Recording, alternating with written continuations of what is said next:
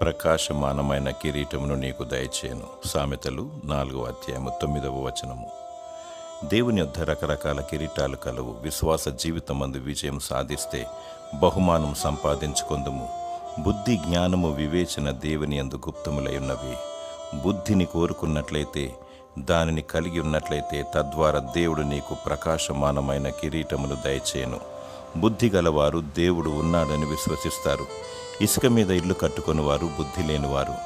బుద్ధిగల కన్యకలు సిద్ధలలో నూనె కలిగి పెండ్లి కుమారుని ఎదుర్కొనువారు. బుద్ధి లేనివారు విడవబడుదురు. బుద్ధి, వివేచన, జ్ఞానము కలిగి దేవుడిచ్చే బహుమానము కొరకు ఎదురు చూడాలి. యేసు ప్రభు రానయున్నాడు. విశ్వాసముతో విజయం పొందుకోవాలి. దేవుడు నీకు బుద్ధి, వివేచన, జ్ఞానము మరియు ప్రకాశమానమైన కిరీటమును నీకు దయచేయునుగాక. ఆమేన్.